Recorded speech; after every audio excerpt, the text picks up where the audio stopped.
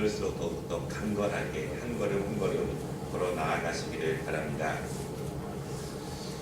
한 분만 하면 하겠습니다. 오늘 두 번째 말씀은 예수님께서 십자가에서 우리에게 주신 말씀이신데요. 오늘은 구원의 말씀입니다. 예수님께서 십자가에 달리셔서 두 강도 사이에서 이제 주님께서 보셨습니다.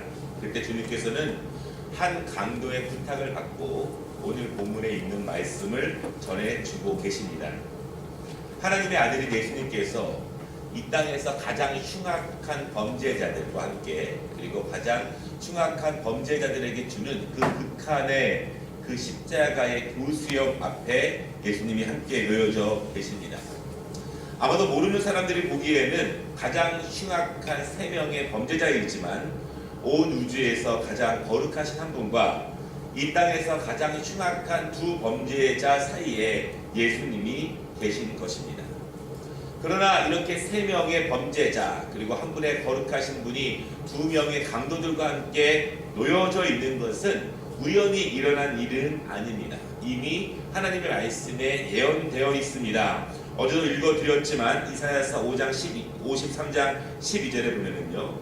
그러므로 내가 그에게 존귀한 자와 함께 몫을 받게 하며 강한 자와 함께 탈취한 것을 나누게 하리니 이는 그가 자기 영혼을 버려 사망에 이르게 하며 범죄자 중 하나로 헤아림을 받았음이니라. 범죄자 중 하나로 헤아림을 받았음이니라. 그러나 그가 많은 사람의 죄를 감당하며 범죄자를 위하여 기도하였느니라. 이미 예수님의 고난장인 이사야서 53장에 범죄자들과 함께 달리실 것을 예언하고 있습니다. 여러분, 예수님께서는요 탄생하시는 순간부터 이처럼 낮아지고 비참해지는 것에 매우 익숙하셨습니다. 주님은 탄생하실 때에도 가장 낮은 곳에 계셨고 그리고 이 땅을 마감하실 때에도 가장 낮은 곳에서 이 땅을 마감하셨습니다. 태어나시는 순간부터 누실 자리가 없었고 그리고 살기 위해서 왕에게 쫓겼고 그리고 평생을 많은 사람들에게 비판을 받으시면서 사셨고 오늘 십자가에서도 가장 극악한 범죄자들과 함께 십자가에 달리셔서 그의 운명을 마무리하십니다. 우리가 그리스도인으로서 주님을 따라 살아갈 때에 이렇게 주님이 가신 길이 우리에게 굉장히 익숙하게 되어야 할 것입니다. 우리가 원하든지 우리가 원하지 않든지 간에 우리가 신실한 그리스도인이 되기 위해서는 이처럼 주님이 가신 것처럼 낮은 자의 모습으로 살아가는 데 익숙해져야 하고 이렇게 낮은 자의 모습으로 살아가는 것을 우리가 숙명으로 받아들이는 믿음이 있어야 합니다. 그것을 숙명으로 받아들이면 굉장히 편합니다.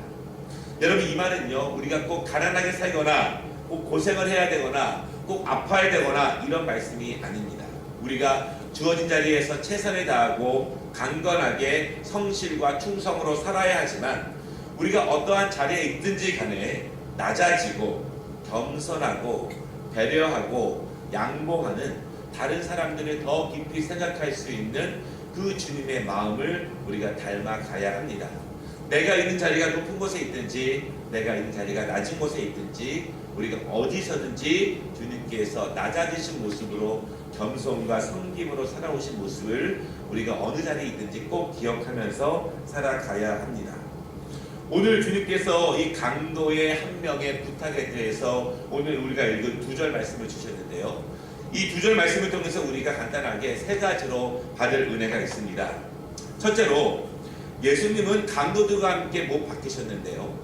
오늘 제가 이사야서 말씀을 읽어드린 것처럼 이 예수님께서는 이미 이사야서를 통해서 들려주신 그 예언의 말씀을 이루기 위해서 십자가에 못 박히셨습니다. 이 말은 유대인들은 여전히 메시아를 기다립니다. 유대인들은 여전히 하나님의 아들을 기다립니다. 그러나 유대인들이 기대하는 그 메시아 하나님의 아들과는 다르게 예수님은 하나님의 말씀의 예언 그대로 이 땅에 오셨습니다. 여러분, 기독교가 있고요. 그리고 천주교가 있고 그리고 또 유대교가 있고 이슬람이 있죠. 이슬람이 있습니다. 기독교와 유대교와 이슬람이 다른 것 중에 하나는 기독교만 예수님을 하나님의 아들 메시아로 인정합니다. 유대교는 여전히 그 메시아를 기다리고 있고 또한 이 이슬람 교에서는 하나님 알라신 외에 어떠한 신도 없다고 말합니다. 그러니까 다시 말하면 유대교와 이슬람은 삼위일체를 인정하지 않는 것입니다. 그러나 이 예수님께서는 이미 이사야서의 말씀을 통해서 예언된 그 모습 그대로 우리에게 오셨다는 사실을 다시 한번 기억해 본다면, 바로 예수님이 삼위일체의 한 분이시고 예수님이 우리의 구원자 되시고 예수님이 하나님의 아들이라는 사실을 우리가 보다 확실하게 믿을 수 있는 증거가 됩니다. 빌라도는 예수님을 두 강도와 함께 십자가에 못 박았지만, 그는 아무것도 모른 채 그 일을 했지만, 그는 이미 700년 전에 이사야를 통해서 예언된 그 하나님의 말씀을 이루게 하셨습니다. 모든 것은요, 그냥 왔다가 그냥 가는 것이 없습니다. 하나님께서 계획하시고 하나님의 섭리 가운데서 모든 것이 이루어진다는 사실을 우리는 알 수 있습니다. 왜 예수님은 두 강도 사이에 계실까요?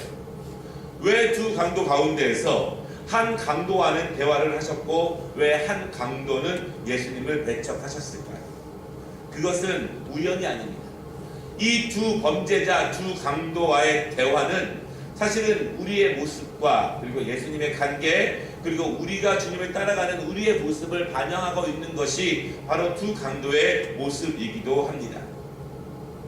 세 명의 죄인은 6시간 동안 십자가에 못 박혀 있는 상태가 오늘 말씀이 나올 즈음입니다. 가장 극심한 고통 가운데 있었고요. 그리고 지금 더 이상 그들의 삶을 지체할 수 없을 만큼 힘든 시간을 보내고 있습니다. 그때 그들에게 가장 필요한 것이 무엇일까요? 가장 필요한 것은 고통이 감해지는 것입니다. 어떻게 고통이 감해질 수 있냐면, 그냥 그 자리에서 죽는다면, 더 고통을 맛보지 않고 죽는다면 그것이 그들에게 좋을 수 있고요. 만약에 그들의 죄가 완전히 사하여서 그들이 현재의 고통으로부터 자유함으로 그 나음을 받는다면 그들에게는 더 좋을 수 있습니다. 지금 모든 세상에 있는 사람들 가운데서 예수님과 더 가까이 있는 사람들은 아무도 없습니다. 수많은 군중들이 예수님을 쳐다보고 있지만, 아이러니하게도 지금 주님과 가장 가까이서 지근거리에 있는 사람은 두 강도의 모습입니다. 그런데 주님과 가장 가까이 있는 두 강도의 반응이 완전히 다릅니다. 한 명은 그 고통으로부터 자유함을 얻기 위해서 하나님의 아들인 예수님께 구원을 요청합니다. 그러나 한 강도는 예수님을 비난하고 전혀 구원을 요청하지 않습니다. 여러분, 이 말씀이 사실은 우리의 모습이기도 합니다. 예수님은 영적으로 이미 우리와 함께 계시고, 그리고 성령께서 우리와 함께 동행하시고, 그리고 주님의 말씀처럼 내 안에 함께 내주하시지만 여전히 주님을 알아보지 못하고 또한 주님을 모르고, 그리고 주님으로부터 하나님의 아들을 분명히 인식하지 못하고 그분에게 구원의 자비를 구하지 않는 사람이 있습니다. 그 한편의 강도처럼 주님과 가장 가까운 거리에 있지만, 하나님의 아들이 바로 내 옆에 있지만, 내가 지금 구원받을 수 있고 내가 지금 용서받을 수 있는 인생의 마지막 기회이고 마지막 찬스이지만, 그것을 도리어 주님을 비난하고 주님을 마음에 모시지 않는 데에 사용하는 사람이 있다라고 하는 것입니다. 그러나 한 사람은 그 시간을 주님께 자비를 구하는 데 사용합니다. 그는 심각한 죄인이지만 이제 곧 그 운명을 마감할 것이지만, 그 내 옆에 있는 그분, 세상의 모든 사람들이 죄인이라고 말하고 죽어야 마땅하다고 말하지만 그 내 옆에 있는 그분을 하나님의 아들로 인정합니다. 그리고 그에게는 사실 그의 죄를 해결할 수 있는 어떠한 시간도 없습니다. 그가 다른 사람에게 선행을 행할 기한도 없습니다. 그러나 그 마지막 시간을 하나님의 아들인 예수 그리스도께 위탁을 하며 주의 자비를 구합니다. 똑같은 상황인데도 한 사람의 마음은 더욱 부드러워집니다. 똑같은 상황인데도 한 사람의 마음은 더욱더 삭막해집니다. 똑같은 예수님을 모시고 있어도, 똑같은 예수님을 가까이 두고 있어도 한 사람은 주님의 자비하심으로 은혜를 입는가 반면에 한 사람은 주님을 보고 있지만 도리어 그의 마음이 삭막해지는 모습을 우리는 보게 됩니다. 여러분, 한 사람은 낮은 자리에 계신, 고통 가운데 계신 예수님을 통해서 하나님을 발견했지만, 한 사람은 낮은 자리에 계시고 고통 가운데 계시는 죄인의 모습 속에서 아무것도 발견하지 못했습니다. 예수님의 낮고 천한 모습, 그분이 십자가에 달리신 모습, 그분이 비참하신 모습, 그분이 이 땅 가운데서 한 번도 풍성하게 살아가시지 못했지만, 그럼에도 불구하고 그분은 여전히 하나님의 아들이십니다. 그분은 나에게 어떠한 능력을 보여주시지 않아도, 그분이 나와 같은 죄인의 모습이라 할지라도, 그분이 낮고 천한 모습이라 할지라도, 우리가 영적인 눈을 떠서 그분을 바라보면 그분이 나에게 진정한 구원을 주실 하나님의 아들이라는 것을 우리가 깨달을 수 있다는 것입니다. 높은 곳에 계신 영화로운 주님을 알아보고 그분께 구원을 요청하는 것은 너무나 쉬운 일입니다. 그러나 낮은 자에 계신, 비참한 곳에 계신, 가장 겸손한 모습으로 오신 그분을 발견하고 그분을 알아보고 그분을 예수 그리스도로 모시고 하나님의 아들로 인정하고 그분에게 자비를 구하는 것은 쉬운 일이 아닙니다.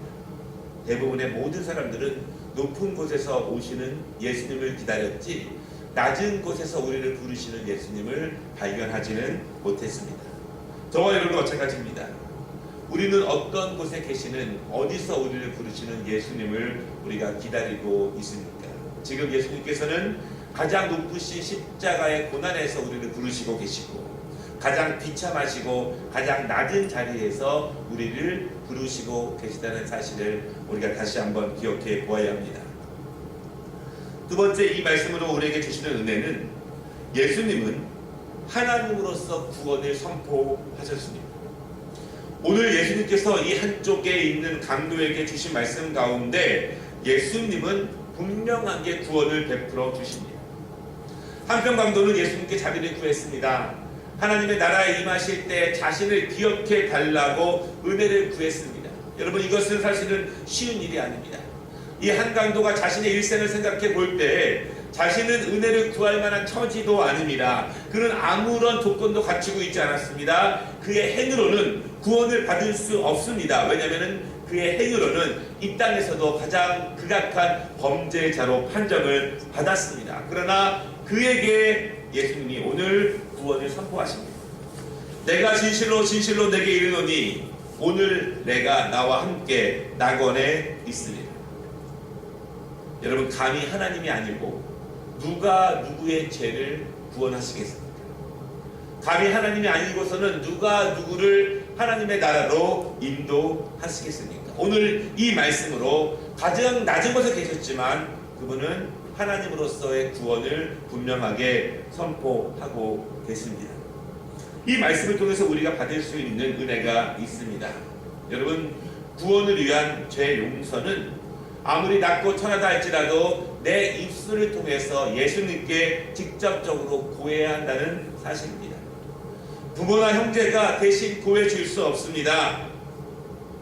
우리가 직접 내 입술을 통해서 내 마음에 있는 그 죄들을 주 앞에 고백하고 주님께서 용서해 주시기를, 나를 기억해 주시기를, 나를 하나님의 나라로 인도해 주시기를 내 입술을 통해서 우리의 각각이 예수님께 고해야 한다는 사실입니다. 또한 이 말씀을 통해서 우리가 볼 수 있는 것은 우리가 나의 죄를 고백하고 하나님의 자비와 은혜를 구할 때 예수님이 우리에게 직접적으로 죄 사함을 선포하신다는 사실입니다. 목사가 그 가운데 설 수 없습니다. 사제가, 신부가 그 가운데 설 수 없습니다.